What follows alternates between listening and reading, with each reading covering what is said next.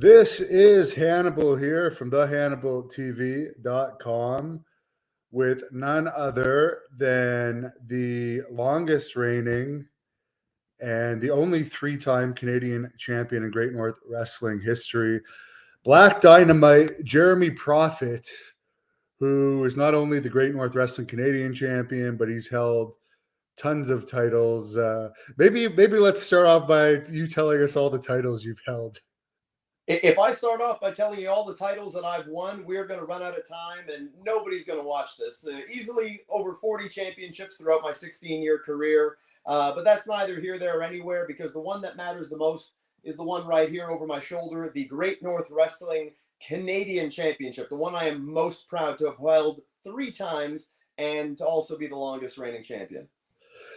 Yeah, I believe your 2012-ish reign was your longest, 2011, 2012, but because of COVID, this latest reign, you've had that title since what, February 2020 or 2021 now?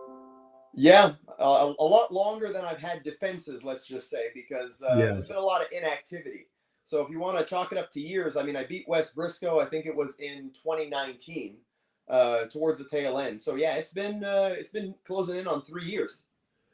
Oh, that's right. Yeah, I forgot it was actually 2019 where you won that title on the show that Bloodhunter wrestled Haku on. Now that in Rockland, where we hope to be back later this year.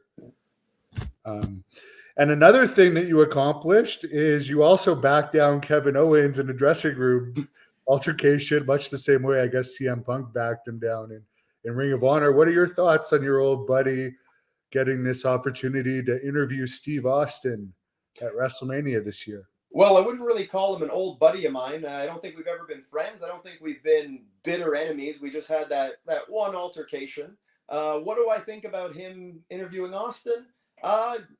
Good for him. That's what WWE wants to put out. That's what they want to do. Good on him. If they feel him and Austin is the best direction to go in, what do I have to say? I mean, I'm going to watch WrestleMania anyways. It's part of the job to study the competition, see what's going on in the wrestling game, and stay up to speed. Am I that interested in seeing it? Not really. But then again, that's a lot of the programming that they put out these days anyway. So it's pretty much par for the course.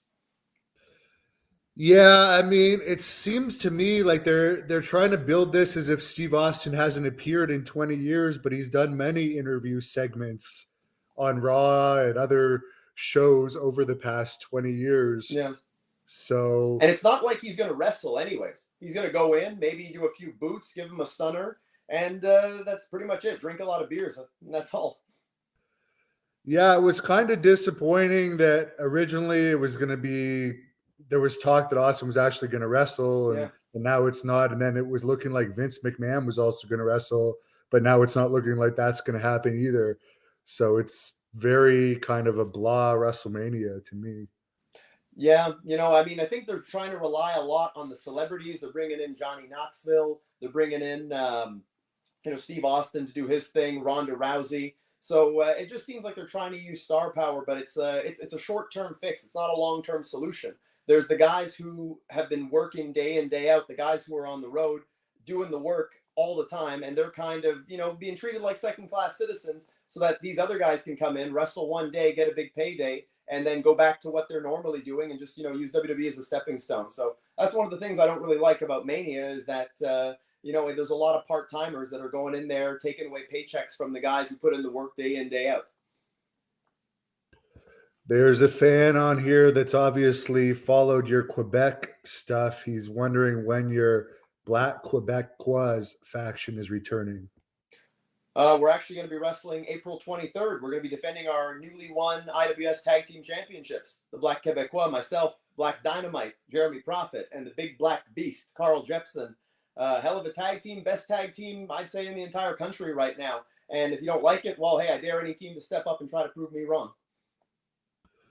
Now, your last Great North Wrestling title defense was against Speedball Mike Bailey, who you defeated not only in a mixed tag with Jessica Black, who, by the way, Jessica Black's going to be wrestling Jenny Santana on our September 3rd Petawawa event. We don't know your opponent yet, but I'm sure it's going to be a good one. But you defeated Mike Bailey, and now he's signed with Impact, and he's on some big shows, WrestleMania weekend, doing great. When are we going to see you go to the next level? Has there been any talk? It's always on my mind. It's always a work in progress. I think you and I both know I have the skills to be there, whether it be on a microphone, whether it be in a ring, whether it be just on appearance alone. I think that it's about time that I reach the big time. But as you know, it's a game of who you know, who you're friends with. You know, it's one of those things where I could be the most talented guy in the world, but if the guy who's running the show is more amused by some other guy being in his locker room or someone else's friends of friends, that's really the politics of the game. But what I'm looking at right now to get me to that next level is Wrestling Academy with Jacques Rougeau. It's kind of like a reality show that he's doing. I know you've had him on the channel here a few times, and he's actually doing something good for wrestlers all across Canada, taking the 40 of them and giving them the opportunity to compete. There's going to be eliminations after every show, and then the final 4 win a $5,000 cash prize, $5,000 each, and also get the opportunity to go for 3 months to the Nightmare Factory and train there. And that's thanks to QT Marshall being so gracious to provide us with that opportunity. And like I've said, I'm taking this very seriously. And I do think I'm the odds-on favorite, not just because I say it, but because just take a look, scrutinize it for yourself, see what my abilities are. Well, look at the title in the background. That says something. Exactly. You don't become Canadian champion just by being, some bum off the street. Okay, I back up what I say. I talk a big game, but I back up every single word. And when it comes down to looking at me, my body of work, my physical body, the way I speak, I always deliver. So I do think I'm the odds-on favorite. And it's like I've told Jacques, and it's like I've said all along. Look, that contest ends. I'm your winner. I could be on the plane going down to Atlanta the next day. I got my passport. It's good till 2025. I've been ready for this yesterday. I don't need to prepare and, get in shape and all. I am in shape all the time. I'm always raring to go. If you see me in action, you know that I always deliver. So I'm looking at this competition as just one little stepping stone to get me to where I should rightfully be. And then once I'm under the right spotlight, people will see what Jeremy Prophet has to offer. And then it's about time that I teach a lesson to those guys on TV, those top guys, the Kenny Omegas, the Hangman Pages, the whoever it might be, whoever the new flavor of the month is in AEW. I got my eyes set on going right to the top, not someone who's going to kind of fit in and learn and be a little snowflake. No, I'm gunning for the top because I know I have the skills to be there, and I know it's been a long time coming. For sure. And I just reported on it. Jacques actually in fairly serious condition right now. It looks like he could be in the hospital for more than 3 weeks. Thyroid issues, kidney stones, and extremely high blood pressure. But he says he's going to keep going on with the Lucha Academy show as long as he doesn't die. Yeah. So have you heard anything further about this condition? I'm shocked that it hasn't made more of the news, but for some reason, everyone, like, he's not in the Hall of Fame. For some reason, a lot of people turn their back on Jacques for whatever reason. And if this had been someone else, it would be all over a major story. Yeah, I mean, I spoke to him today. He was in good spirits. Obviously, he's going through a lot of health issues. I don't want to embellish too much. I don't know how much he wants me to share. But yeah, he has had his fair share of tests that are being done.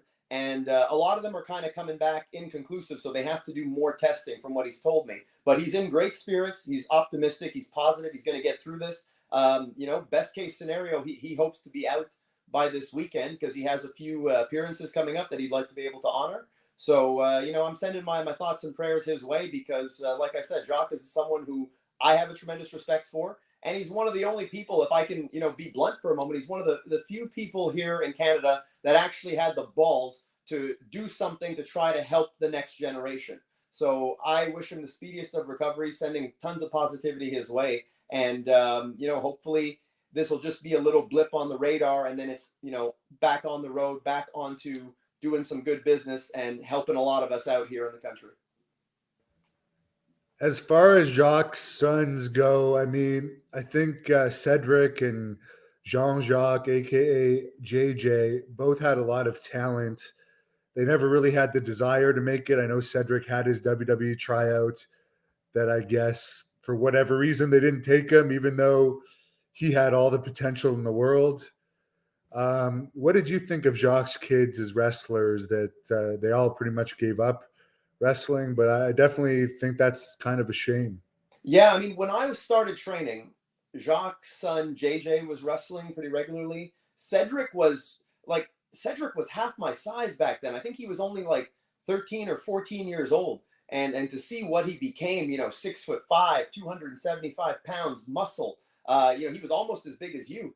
And to see that potential, I thought for sure that yeah, they would have found a place for him in WWE. Second generation, that physique, athletic also. It was very surprising to me that Cedric didn't get chosen by them. But that's the politics game. I think it's all a case of timing, and I feel like maybe had he come along now, where WWE's hiring practices are a little bit different, and they're looking maybe to hire second generation people. They're looking to hire people who are great athletes and people who don't have the negative stigma of being on the independent scene, of picking up a lot of bad habits that they have to untrain out of people. I feel like his timing would have been better now. I'd almost go as far as to say, because I know the kid's still young, and I call him a kid, and obviously he's an adult. But I know Cedric, still being young, I'd even say he'd still have a chance if he decided tomorrow, hey, I'm going to give this wrestling thing another shot. And JJ, I knew him a bit. I never got to work with him, but he was also a great athlete. He, was doing 450s and backflips and all those kinds of things. They were both very talented. They both were super kind to me in my early days when I was training there. But definitely, I personally feel Cedric, I think there'd still be time for him. And I think he might have given up on this a little too soon. Yeah, the one thing about Cedric is I don't know what he looks like now, but I guess around 2012 when he was still in his very early 20s, he had like the movie star good looks, and like I remember going into restaurants with him, and like I've got out with a lot of people that worked in bars a lot, but all the girls would literally be staring at Cedric, and like to me as like a wrestling promoter, that's the type of guy I'd want to hire. Like if he's nearly 300 pounds, 6'5", movie star good looks, I don't see why you wouldn't at least put him in NXT for a year or two and test him out, because he had star potential plus the Rougeau name. Yeah. I think it speaks to a bigger problem, which was that it became this game of, well, if you're not wrestling on the independent scene, which this was the previous NXT, not the current NXT, but it became this game of if you're not a prominent name on the American independent scene, if you weren't wrestling for the PWG or Ring of Honor, GCW, Evolve, these were the areas that they were taking people from. So they kind of had this bit of an uppity nature that, like, if you don't wrestle for these places, it's because you're not good enough. And that means you're not a good independent wrestler, regardless of who your daddy was. Unfortunately, I think a lot of great wrestlers slipped through the cracks because it became so incestuous. And it was just, oh, well, this guy came from this place and he recommended this guy and this guy who's friends of this person, friends of this person. And in a lot of ways, they end up missing out on great talents that they just kind of, turned their nose up towards and said, oh, well, you're not an indie darling. So sorry, this isn't the place for you. Yeah, it's unfortunate, and it's too bad guys like you don't get second looks by WWE. I know the last time they looked at you, they thought you looked too much like Kofi Kingston or something like that. No, that was one of the first times when I dealt with John Laurinaitis. The second time, it was kind of right around the start of NXT. It was 2012 when William Regal was doing a lot of the evaluations, and no, it's just that was just bad timing is what it all comes down to. I feel like I would have a lot to offer in any era for WWE. Just that the timing wasn't there. It became a lot of who and wrestling on the American independent scene, where they don't realize that it's very hard for a Canadian citizen to acquire the kind of entertainer's work visa that you'd need to be able to go there without having a company willing to put up the money and endorse you in the paperwork. It's just a lot of red tape. I mean, if anyone's heard any interview that I've done, I'm sure I've said it a million times over, but there was a prejudice that was there against international talent, unless you happen to maybe be from the UK, where they had an NXT UK and they could kind of bridge that gap. But Canadians have it the worst because they just consider like we're part of the United States, and if we're not in the big name companies, which 99% of the time would mean we'd have to go there illegally,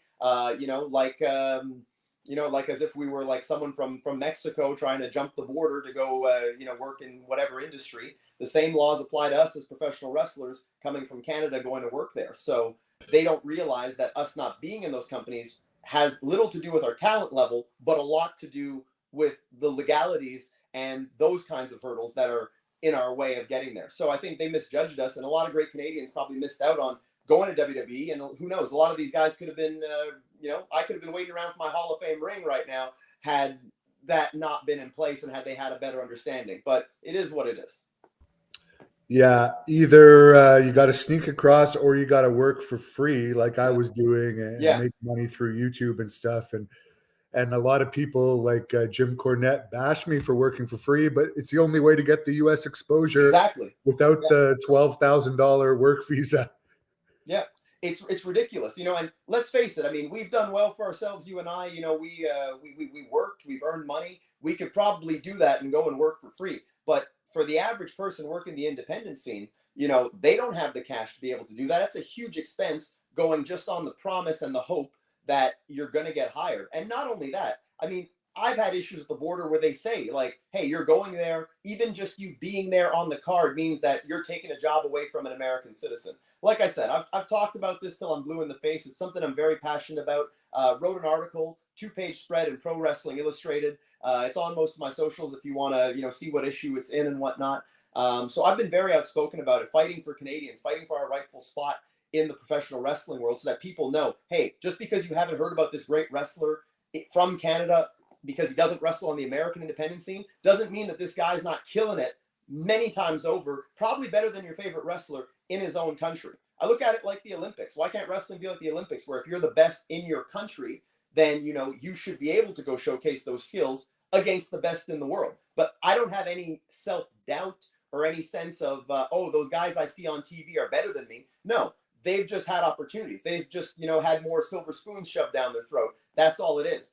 People will see. When I win Wrestling Academy, when I go down to the Nightmare Factory, it's going to open a lot of eyes. And I think that, we need someone to kind of be like that Jackie Robinson of Canada, so they can say, wow, how has there been a talent like this that goes undiscovered? How have we not heard about this guy? And believe me, to all you people who watch this interview, whether watching it live or watching it in perpetuity, you're going to see Jeremy Prophet is going to be that person where people are going to just say, wow, how could we have not discovered a wrestler this good? I'll tell you, the reason is because we got it real tough here in Canada and we don't get the same kind of exposure. But look me up. Look at the things I do. Look at how I talk, how I look, how I perform, all the things that I can do. Find me another wrestler. Fill up the comment section. Find me another wrestler that does all the things I do as well as I do. And then tell me, where are the scouts? Where is this so-called scouting in professional wrestling that I'm here in Canada and you got guys who can barely run the ropes properly who are making 6 figures on TV? Yeah, and there's someone commenting, how did Sammy and KO make it in the US? I don't know if they started with work visas or if they started by just going without work visas, and Ring of Honor eventually got them for them. But Mike Bailey was also going and getting popular like 6 years ago. And then something happened to him at the border where he was banned from the US for 5 years because he was caught. So you're running a risk, but you might know more on the situation with Kevin and Sammy, how they were getting across. Well, like I said at the start of this, Kevin and Sammy weren't ever really my friends. I've only worked one match with Sammy ever, and I was in 3 matches, I guess, with Kevin, but we teamed we teamed, I think, in 2 of those, and only fought in 1. No, actually, no, I got that wrong. We teamed in 1, we fought in 2. So it's not like these guys, I was seeing them regularly. They were kind of doing their own things. I don't know if they had work visas. I don't think they did at first because they were working for Ring of Honor without a contract when they first started.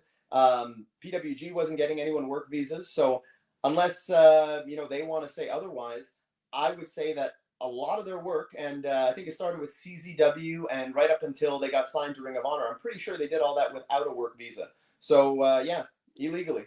One of them under a mask. Yeah, it is a bit easier under a mask, especially if you don't look like a wrestler when you're Sammy's size, because if you're on the poster or whatever, they won't necessarily know that it's you for the mask. But somebody's asking you about your opinion of AJ Styles, who I once pinned Yep. 2 times in one night, and I believe you were also on that card.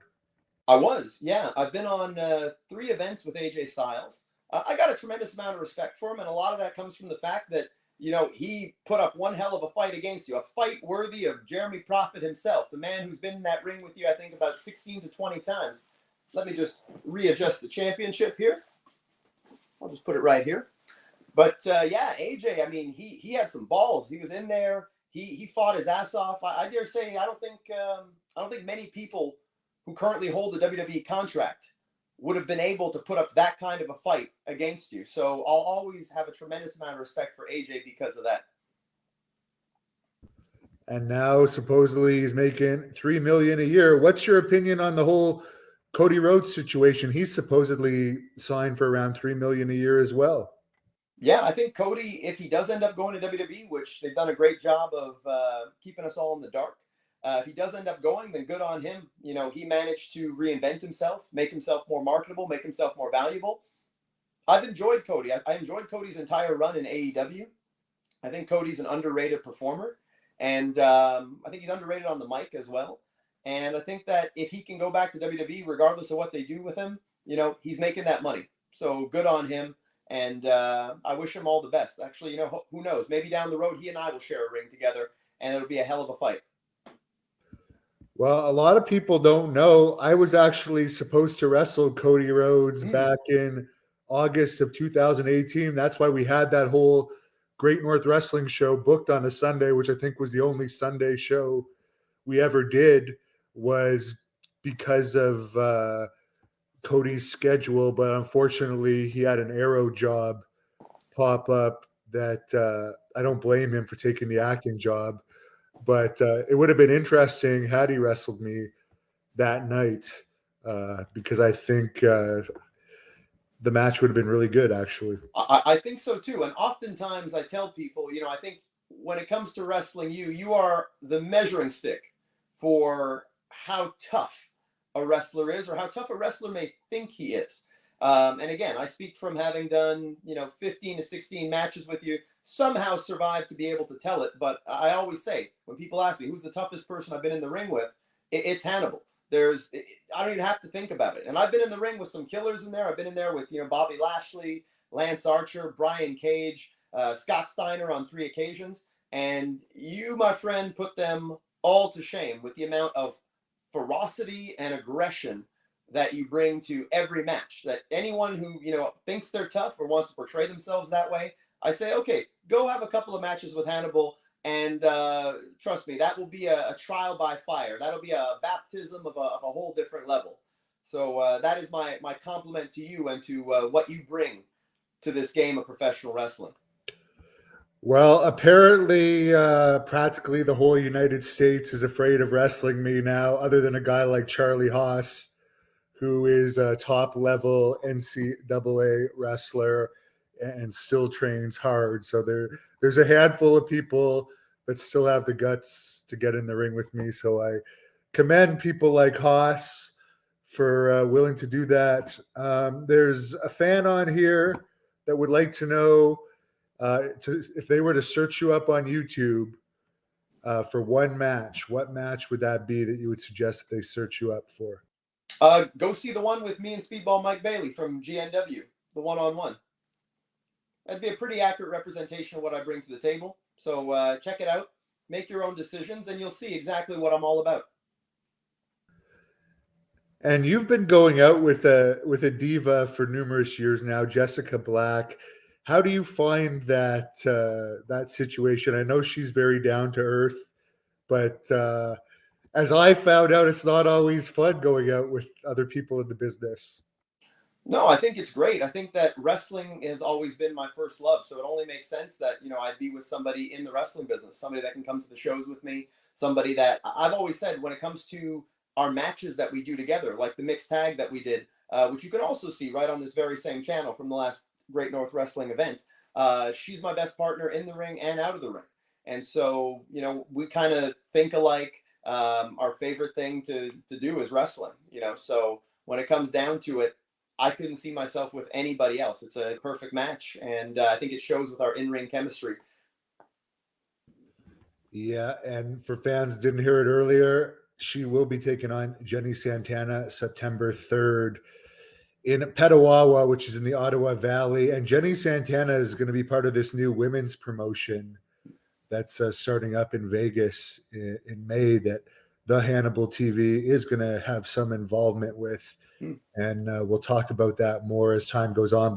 But we may actually see numerous women from that promotion compete in Great North Wrestling. Where And I'll let you know, Jessica's very interested in being a part of that. So she kind of, before I came on the air here with you, she asked me to put in a word. So that's me putting in the word to you, big man. your co-host on here, Joe Foe, says, "What are your thoughts on Dan Lambert saying on Dynamite that Ethan Page is the best thing to come out of Canada?" Oh my God, that is very insulting. Yeah, I it's don't just even know who Dan Lambert is. yeah. Well, he's the owner and creator, I think, of American Top Team, and he's been doing a manager's stint on AEW.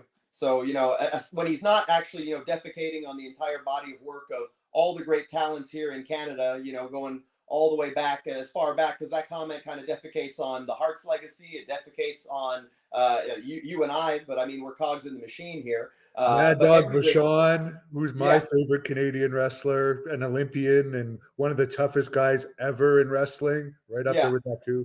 See, I don't get agitated by these kinds of things because ignorance will always exist. So when it comes down to it, the guy is just a character on TV saying something to get heat. So it's all good. I'm not moved by the opinions of sheep. When you live your life as a lion, it ain't going to be a sheep doing a little bah here and there that's going to throw you off your game. They'll see what I'm all about. Look, I'm headed to that Nightmare Factory. Wrestling Academy is going to take me there, and they're going to see what I'm all about, and they're going to say, "Wow, how have we not seen a talent this good?" And I will be living proof. I will be the litmus test that Canadian wrestling has been treated like a second-class citizen. It's like I've said in all my interviews, and people get all up in arms because it sounds shocking, but Canadian wrestling is treated like the Negro Leagues of baseball. So, this is where we need Jackie Robinson to come along, break that barrier, and show people we got tons of great talent here, just that the scouts have been absolutely piss poor for as long as I can remember. So, we need to change the game. That's what I'm all about. Yes, well, there are some that watch this channel from time to time. I do know that. Mitch Miller wants to know who inspired you growing up to become a pro wrestler. Yeah, it was Bret Hart. From the first match that I saw, Bret Hart against Blake Beverly, made me want to be a professional wrestler. I've always said, at that same time period, had I turned on the TV and had the match been, the TL Hopper against Bastion Booger, I would have probably said this wrestling stuff. This is stupid. But I happened to see Bret, and it's made me want to do this. And that's pretty much how the legacy began, and the rest is still unwritten. Did you ever meet Brett? I did. I met Bret on a few occasions, mostly when I had WWE tryouts. So I had met him in 2010 when I had a tryout in Toronto, and that was the first time. And then I met him here in Montreal. It was the night that Jerry Lawler had his heart attack. Bret Hart was also there for I think he did a segment on the show, but he was also there for the Pat Patterson appreciation. So I got to meet him on 2 occasions, and it was fun to get to talk to him. I literally told him that he inspired me to be a wrestling fan and then to become a professional wrestler myself. So yeah, Bret has always been an important part of my legacy and important legacy that I want to create. And a very big influence on my ring work. I want to be the same thing that Bret Hart was, remembered as a guy who was a total professional, always took care of the people that he was in there with, and always made the people get their money's worth when they saw him perform. Bret really was the best there is, the best there was, the best there ever will be. And yeah, I hope to carry on that same legacy here in Canada. Yes, and I really hope that you get some more exposure. Maybe I do think with Tony Khan buying Ring of Honor, it depends. I don't know what your opinion is on this, but if he just like uses AEW wrestlers to do Ring of Honor shows, it's not going to be that great. But if he has like a whole Ring of Honor development system and hires a bunch of new wrestlers, I think that would open the door for people like you, because that's a lot of spots to fill if he's going to start an entire new company. But so far, it seems like it's AEW guys. Absolutely. And I mean, Tony Khan, I've been following the moves that he's been making, and definitely AEW, Ring of Honor, that whole orbit I have in my sights, especially with the connection with Wrestling Academy and the Nightmare Factory. It seems like a natural progression. See, I'm not one of these guys who, is friends with everybody in the backstage. Yeah, I know a couple people there. There's some of them that I talk to on the regular because we were friends from the independent scene. But when it comes down to it, I just want the same level playing field they have over there. As a Canadian, I can't go wrestle in the United States legally without going through a lot of red tape. But I tell you this, and if there's one thing I say in this entire interview, and if maybe Tony Khan happens to be listening, or QT Marshall, or anyone affiliated with AEW, it's this. If Jeremy Prophet were given the same level playing field as any one of them crumb bums on the American independent scene that happen to just be born on the right side of the border, trust me, I would already be an investment worth making that will return dividends a millionfold. It's just that I haven't been given that opportunity. But give me the same opportunity as everybody else and watch the kind of magic that I'd be able to do. I know it. I have no insecurity about it. This is what I've been working for my entire career. So once that opportunity comes, hell, I've been ready for that opportunity since years ago. So when I get it, I will make the most of it, and you will not be disappointed. I guarantee it. The Ragu Overlord or Raggy, I don't know. I don't have my glasses on. Wants to know what are your thoughts on? Oh, sorry. This is a stupid question. It wasn't the one I wanted. I wish I knew the character. I'll maybe I'll Google it and I'll see who he is. This is the one I wanted to click on. Your thoughts on Lanny Poffo burying you in interviews?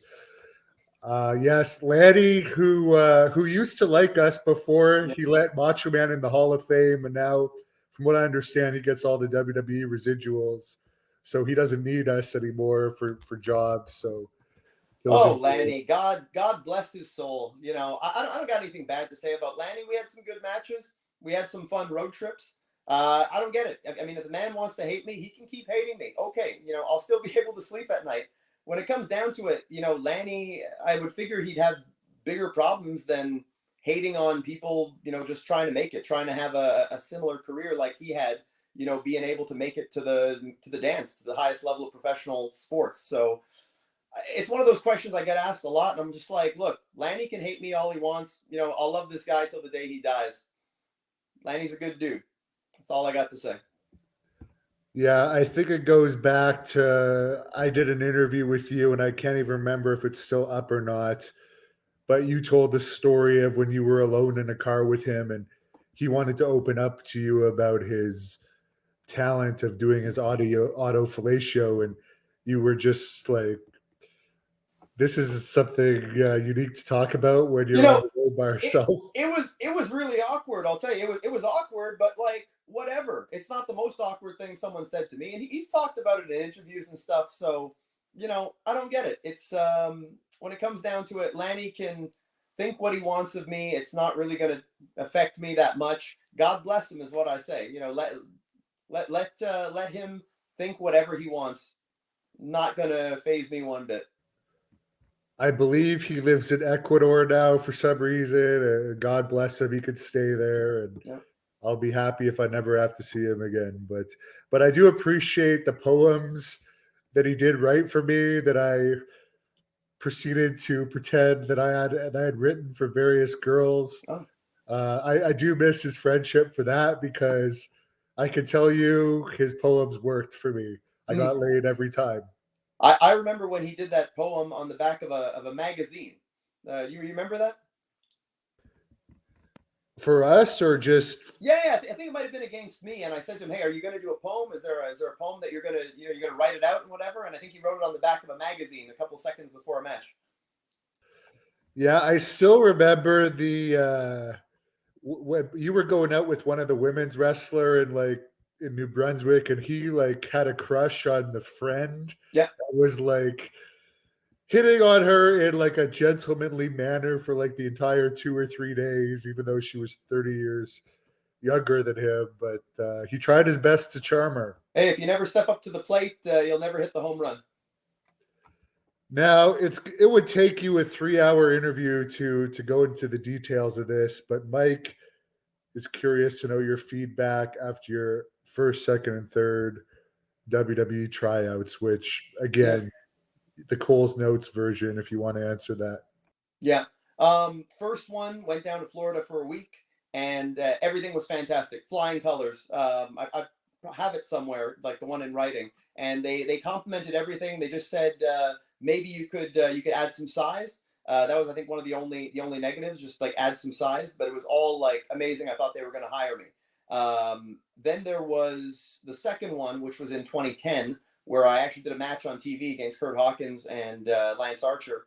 And again, like they loved the match. Had gotten in earlier with Jamie Noble. We did some work. That all went well. Just no hearing back from them. And then the third one was 2012, and the feedback from William Regal was just to work on my footwork. They loved my promo work. Matt Stryker loved it. Even Regal put it over. Said I could talk with the best of them that they had in FCW, which would soon be NXT, just to work on my footwork. And then there was the overall, like, get yourself out there, get booked in, bigger places. And, once you've built up a name on the independent scene, come back and see us. So that was the feedback 1, 2, and 3 with WWE. And, I'll be honest, I became a little disenchanted, a little disenfranchised with WWE. So I kind of took my attention away from there because I saw they were just giving opportunities to people from the American independent scene that we didn't have access to. So it's a self-fulfilling prophecy. It's a snake chasing its own tail, just going in a vicious circle. So until someone would break the cycle and change the game, there wasn't going to be much forward movement. And at one point, Nova, who used to be the head of development talent, after he was replaced, he was actually trying to help you when you were getting some of those tryouts, wasn't he? He took a liking to you. And I Yeah, bring him up because he was on this channel recently. Yeah, I'd actually love to get back in touch with him.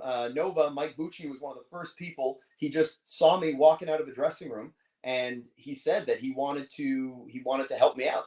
He asked me for all my information, said he would get it to WWE, to Ty Bailey, who was one of their main scouts at the time, and from there he was the one who was able to help facilitate me getting that week-long tryout. And we would speak on the phone. He would give me advice. He gave me tons of advice before I went there. I think he's one of the main reasons why I aced it.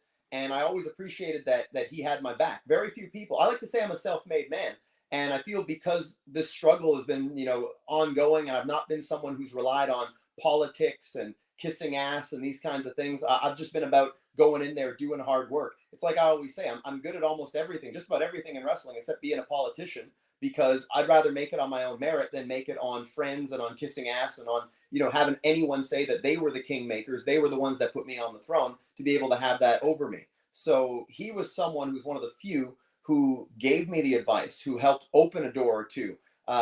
He helped. Sylvain Grenier helped a little bit as well, with showing me what WWE was looking for when I trained at his school. Pat Patterson was also very helpful. I still feel to this day when John Laurinaitis said to me, what makes you think you're so good? Had I answered him, well, hey, how about we walk down the hall and let's ask Pat Patterson? It would have been done deal right there on the spot. Jeremy Prophet, 23 years old in WWE. But, it's all that to say a lot of companies, they've left money on the table. So eventually someone's going to come along and pick it up. Look, 16 years of doing this, still beautiful, never had an injury, never took a day off. And that's a fact. So, I'm just built to do this, and I'm going to keep on doing it till the wheels fall off. Very interesting. And as far as your dream opponent in WWE and AEW, who would it be in each company? I get asked this a lot. I guess in WWE, it's the answer would be AJ Styles.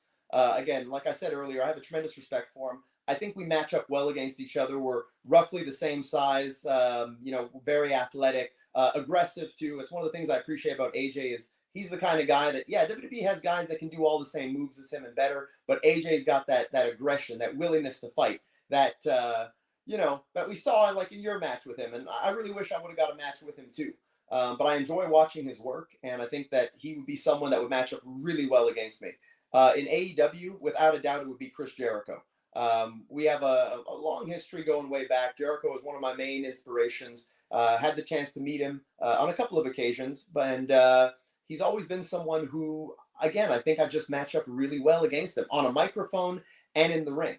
And I think that Chris has he likes working with guys who think highly of him, who were inspired by him. I saw his stuff he did with MJF and, with a lot of these other wrestlers in AEW. I'd like to take a crack at Jericho, but it would be similar yet different because I think I bring a different fight than those guys. I think I'm willing to go to a much darker, more vicious kind of place. And it's not going to be like a cutesy little, song and dance just to get ratings. It could be something that could be a lot darker, a lot meaner, and a lot more real.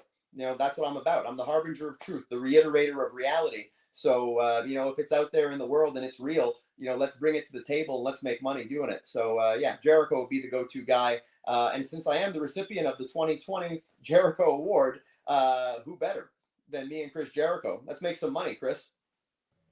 And for those that haven't heard about that, which you did talk about a couple interviews ago, what was that Jericho Award that you won?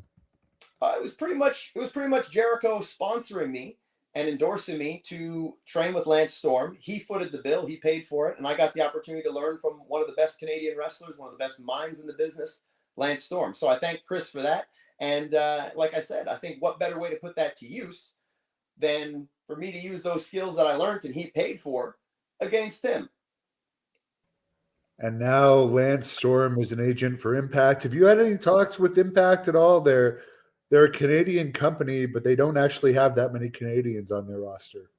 No, I haven't had any kinds of talks with Impact, unless you count when I occasionally talk to Mike Bailey. No, haven't talked with them.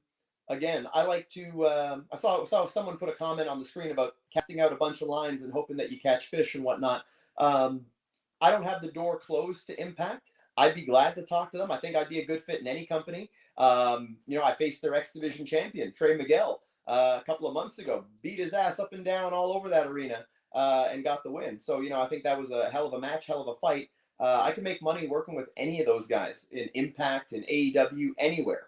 I could it just as easily be a commentator for one of these places and make it interesting.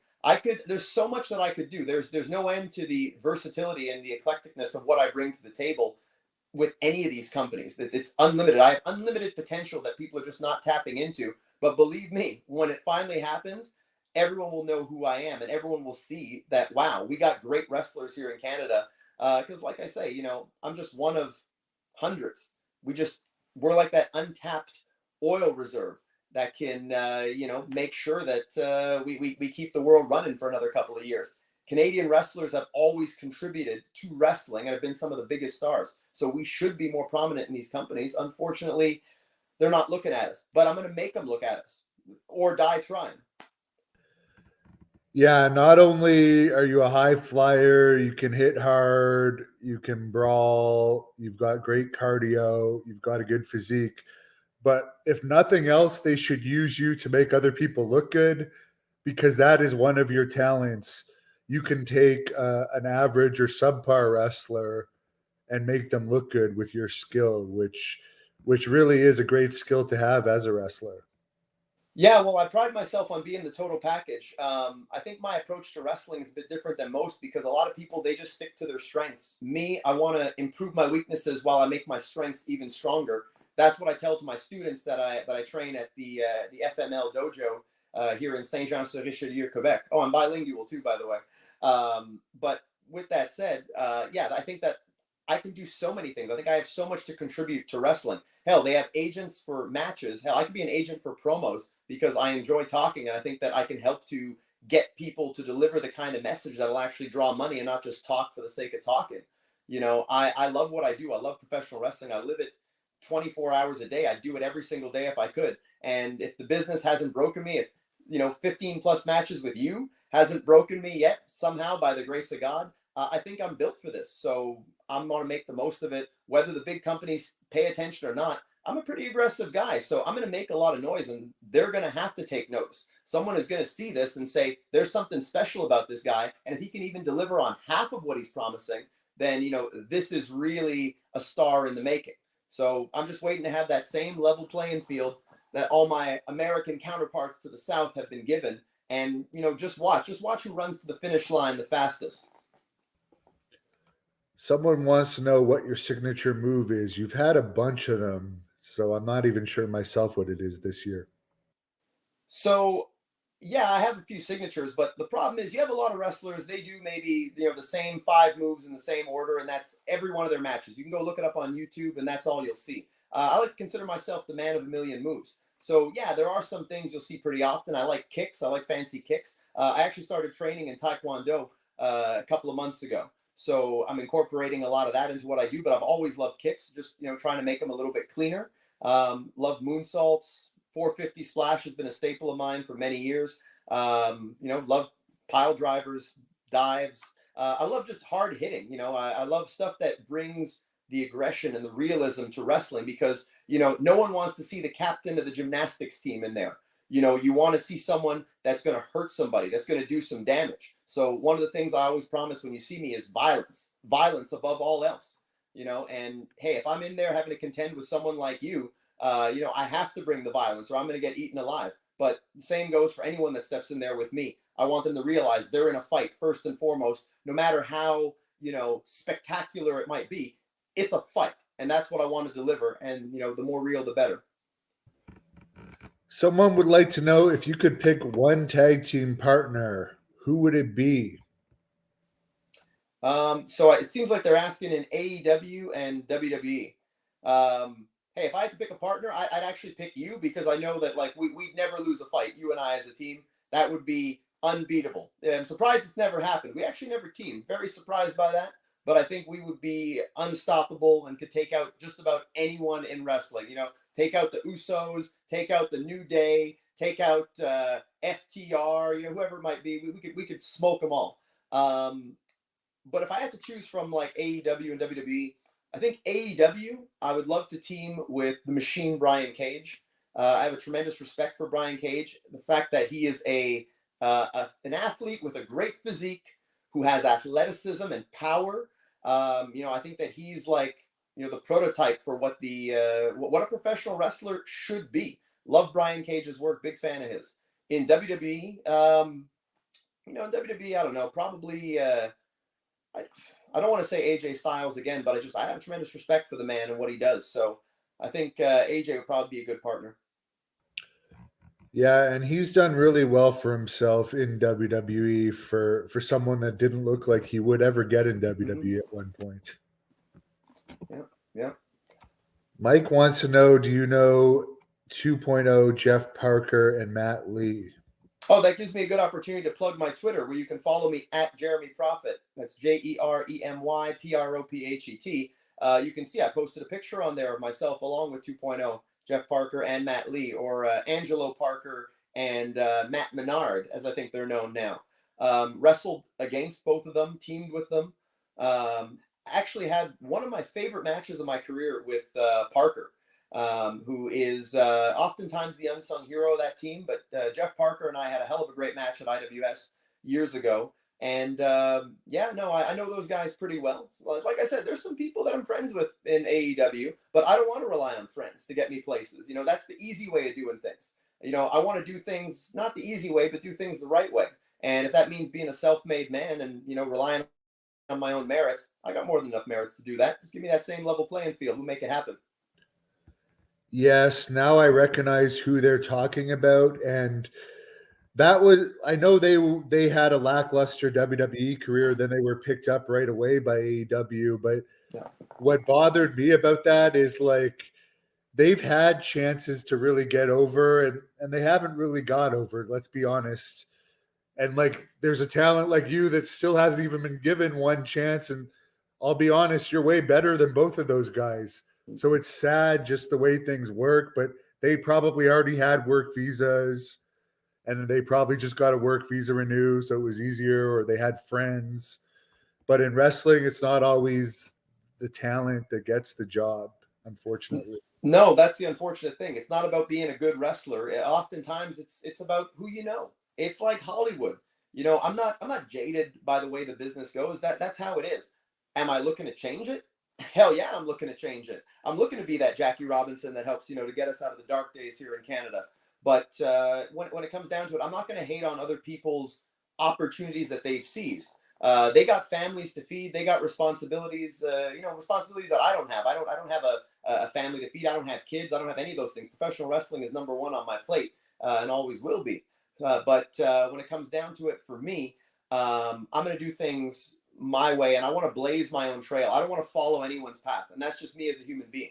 So I know that eventually, we'll look back on these. Maybe they'll make a Netflix documentary about my journey and whatnot. But I know once it's all said and done, people are going to say, Jeremy Prophet, he did things his way. He was like the Frank Sinatra of Canada. He did it his way and showed people that there is a better way. So I'm hoping that that will be my legacy. I hope so. Mitch says you're cocky and confident. I Okay. have to ask you your thoughts on Virgil. I've posted a few interviews of Virgil on here lately, and he's been a hot topic on this channel. Yeah.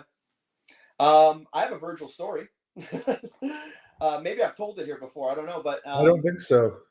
so I met Virgil 2 times. Now the second time was kind of uneventful. It was after I did my first set of WWE tryouts in actually not my first, but when I did my first TVs for Raw and SmackDown in 2010. He had been brought in to do a segment. I think they had brought him with Ted DiBiase Jr. to be like, to be kind of his Virgil, like he was for his dad. When we saw him at the hotel, we happened to be staying at the same hotel, and I just remember him being in the lobby for like 4 hours talking to some fans and some friends of mine. And yeah, it seemed like they were hanging on his every word. But the first time that I met Virgil, that one was a little more eventful because we were in, I want to say it was Coburg, Ontario. And we were actually going to do a show in St. Catharines, in Welland, Ontario, actually. So we were 4 guys in the car. We stop at just a stop on the road there. It's just like a truck stop. And I decided to go to the convenience store that they had there because I had a lottery ticket to cash. Bought a lottery ticket in Ontario last time I was there. Didn't know you couldn't cash it in Quebec. So finally had the opportunity to cash the ticket. I go in and this guy passes by me. Actually, I go to the back of the store, and as I'm going to the cash, this guy passes by me. It looks like Virgil. And I cash the ticket, and I see the guy goes into the bathroom. So I'm waiting because I'm almost sure it's Virgil. And then he comes out. I go up to him, and I'm like, "Excuse me, sir. I don't mean to bother you, but you look kind of familiar. Are you maybe like on TV or something?" And he's like, "Oh, well, maybe it's from professional wrestling. I've been doing that for the past 20 years of my life, or however long it was." And I'm like, "Yeah, you're Virgil, right? You were in the NWO. You were," and he's like, "Yeah, that's me. I'm Virgil. And then like he starts, carrying on, having small talk. And I'm like, "What are you doing in Coburg, Ontario?" And he's like, "Oh, I'm here with Ted DiBiase. He's preaching. He's at a religious convention." Because he was doing the whole preaching thing there that may or may not have been legitimate. But he's like, "Yeah," he's like, I got the $1 Million Man in the car with me. Come meet him." So I was like, "Oh, okay, that's nice." So he brings me out to the car. I go there. We go up to the window. DiBiase's in the passenger seat, and I'm kind of saying hi or whatever. He's totally no selling me. Totally not even so much as a look and a nod, nothing. And he's giving the signal to Virgil, pump the gas, and let's get out of here. And that was it. So that was my encounter with Virgil and the $1 Million Man. Yeah, a typical religious minister there. Not even going to acknowledge you. Are you surprised that he was caught in that embezzlement scandal where he was taking hundreds of thousands of dollars of welfare money that was intended for the poor? Oh, not at all. I mean, once a worker, always a worker. And from what I heard from a lot of people, I don't want to out anyone, but my good buddy and mentor, Too Cold Scorpio, he seemed to doubt the legitimacy of his neck injury and insurance claim with Lloyd's of London. So, like I said, once a worker, always a worker. I'm pretty sure every single wrestler that got those Lloyd's of London policy cashed in. Nikita Koloff, Kurt Hennig, $1 Million Man, Animal did for a while. I mean, it seemed like Rick Rude. Yeah, they all cashed in on it. Hey, you got to get a pension somehow. Vince isn't going to give it to you. By hook or by crook, you got to get that money. Joe Foe in the Ring, your co-host over on your YouTube channel, wants to know your thoughts on Jeff Jarrett. Yeah, I love Jeff Jarrett. He's another one that helped me out, almost similar to Mike Bucci to Nova.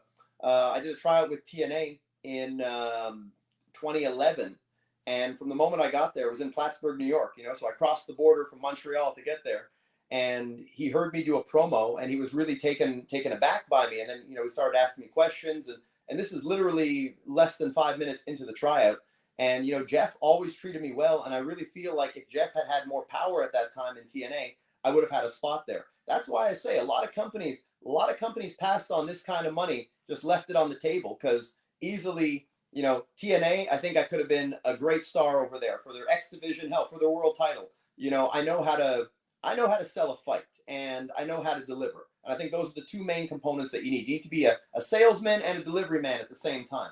And I think I could have done a lot of good for TNA. I think I would have mixed in perfectly with the crop of talent that they had in 2011, which I think was one of the highest points in the company, when you had Hulk Hogan coming in with Eric Bischoff and their administration. Unfortunately, and you had the creative mind of Vince Russo, one of the best creative minds in the business, also steering that ship. I think it was the best of both worlds. Unfortunately, the word I got from TNA, this comes from D'Lo Brown himself, was me being Canadian was what prevented them from hiring me, even though D'Lo would bring me up in creative meetings. So Jeff always treated me great. I went to tons of their events. I just wanted to show up. So I went to like one they did here in London. I went to one in Buffalo. There's a few others I went to in the States, live events, just, trying to show up, just to show them, hey, I'm serious about this. You guys said I did your gut check. I passed with flying colors. You literally said the words, D'Lo, that you have a future with this company. So I was doing my part, and I said, I didn't care if I have to wipe out my bank account and, move down to Florida and just, be there and help y'all set up the ring. I wanted to be part of that company. And it was just a question of keep waiting. But unfortunately, the word finally came back saying, hey, you're Canadian. We're not hiring Canadians. If there's something you could do to change that, then, that would give you a future here. So that's been the tragic story of Jeremy Prophet, has been my geography has been what has impeded my rightful rise in this business. But I've never given up. I've never gotten injured. I've never gotten discouraged. And that's the way it's always going to be, is I'm going to keep fighting for this till I make it, or die trying. That's all it is. And the last thing we'll talk about is, I guess this is breaking news. Some fans have brought this up. Ric Flair and Mark Madden have parted ways on their podcasts, and I guess they both insulted each other on Twitter. I never really listened to this podcast other than Twitter clips, because I follow Ric Flair on Twitter, and I am at the Hannibal TV on Twitter, as well as Devon Hannibal, DEVON HANNIBAL, if you want to follow us on there. But what do you think of this falling out between Mark Madden and Ric Flair after 30 years? I mean, I don't know too much about Mark Madden. I know he was a commentator in WCW. Kind of always struck me as something of a loudmouth, kind of like a shock jock wannabe Howard Stern, just 400 pounds heavier. So I don't really know what to make about that. All I can say is I've met Ric Flair. Ric Flair was nothing but a gentleman to me. I met him in Charlotte, North Carolina, after he had wrestled Mick Foley on, I think it was Vengeance in 2007. And, he was still there, still had the bandage on his head from the cut that he had from the match. Blood was still dripping down the side of his head. And he was getting into an argument with the hotel staff, because I think he had rented out a room for some friends or some people who had come out of town. And he was cutting a Ric Flair promo on them. And, I was almost like, worried to approach him, because I wanted to meet him, because it's Ric Flair. He's a legend. And then he just completely flipped the switch, and he was just like, no, yep, I'll talk to you. You're from Canada. You came all the way here. It's a pleasure to meet you. The man was such a gentleman to me. And to me, that told me all I needed to know about Ric Flair. That I think I was maybe, I don't know how old I would have been at the time, but I was fairly young kid, approached him. I really just wanted, maybe to get some advice from him, maybe get a picture. And he was very kind to me, to a nobody. So that told me all I need to know about Ric Flair. So, in this situation with Mark Madden, I got to side with Flair. I think that Flair's a good dude. And, it's unfortunate that, people are turning their backs on him. I think that, it's a testament to any kind of friendship. When things are good, you'll have a lot of friends. And when things are rough, then you find out who your real friends are. You know all about that. And, I know about that too. So when it comes to Ric Flair, he'll always have my respect. Unlike the Lanny Poffos of this world, or maybe the Coco Bewares, because I heard he had him on the show recently too. Did he end up saying anything? I didn't bring it up because that's so long ago, and he doesn't Because seem like he's in the best of times these days. So I didn't want to go there with Because him. if I can do one thing and end on a positive note, is I'd like to clear the air on Coco Beware, and I've said it in a few other interviews, but I feel I was very rough on him, and I didn't know where he was in life. I didn't know what he was going through. So it's at a point where I'm not going to be bitter that he didn't want to do business with me. It's one of those things that to me it'd be water under the bridge, and I think that Coco Beware is a guy who, if you take the entirety of his legacy, if, at the very least, maybe his WWE accomplishments aren't that magnanimous, but as someone who wrestled in a rougher time period, as someone who made it to the WWE, as someone who did a lot for the Black community, Coco Beware, he's all right in my book. So now that I put it on record, all you other podcasts out there, stop asking me about Coco Beware, because I think he's a good dude. Yeah, and I have to admit, I really felt for that story about Frankie passing away. It made me I can't have any hard feelings against Coco after hearing that. But I didn't bring up you or the story that Brian Blair told about the alleged rib with Terry Garvin, where they pretended like they were going to rape him or something. Which Brian Blair seems to tell some tall tales sometimes, so I don't know if that's true. Well, yeah, I mean, I think you got to take that with a very big grain of salt when it comes down to it. Yeah, this has been a lot of fun. I'm seeing the messages here, Lit Academy. Yeah, I hope I win too. And to all your viewers out there, I love going through this and reading the comments after, whether they're good, they're not. It's all the same to me. You gotta listen to the people who tell you things, whether it's good or bad, to know that you have your finger on the pulse. But if I'm not your cup of tea, understand that Jeremy Prophet is all about this. When you're good at something, you can't just shut up about it. You got to make noise, because too many people, and especially wrestlers in Canada, they have this inferiority complex. They think, oh, these guys on TV are so much better than us. I'm the kind of guy who's going to make noise until somebody takes notice. So yeah, I might not be your cup of tea. I might not be your stereotypical, independent wrestler, soft little snowflake independent wrestler. I'm a guy who is going to make a lot of noise. I'm kind of like the Kanye West or like the 50 Cent of Canadian independent wrestling. I'm the guy who's gonna make it or die trying, and I don't care how many people I have to diss, how many people I have to step in there with and prove my worth and show them that, hey, there is a guy in Canada that can put all of y'all to shame, and I will back that up. God is my witness. That is the God's blessed truth. Very good. Is there anything you want to plug here before we shut it down? Well, you can follow me online on Twitter at Jeremy Prophet, JeremyProphet. You can follow me on Instagram at The Real Jeremy Prophet, spelled exactly the same way. You can see me on Jofo in the Ring. You can find our channel, subscribe to our channel. If we even had half a fraction of the subscribers that you have here on the Hannibal TV, we would be able to get that message out to so many more people and be able to make such a bigger impact. But we're working on that channel day in, day out, and you can see me in a bit of a different light. So when it comes down to it, Lit Academy right now, that's what I'm looking at. It's my big break. You can help me. So you can go onto the website, onto lit-academy.ca or wrestling-academy for the English site. I would assume the English one would probably be better. So Wrestling Academy. There's actually no dash in that one. I may have got that wrong, but anyways, one or the other. We'll be able to put it up on the screen, I'm sure. Go on there and you can vote. So just vote for Jeremy Prophet and vote for Jessica Black while you're at it too, because the fan vote is going to count for 60%. So if you guys want to see me put my money where my mouth is, vote me to the finals. Vote me to win Lit Academy, and you will get to see what I do. And I don't think there is a better representative for Canada, at least not one that's going to be as aggressive and cutthroat and by any means necessary going there to prove a point and show we have great talent here than me. I've already been doing it. Now it's time to take it to the next level. So you can cast that vote at lutacademy.ca or wrestling-academy.ca for Jeremy Prophet. My first round match is going to be May 14th. May 14th or May 15th. It might be the 15th. It's whatever the Sunday is.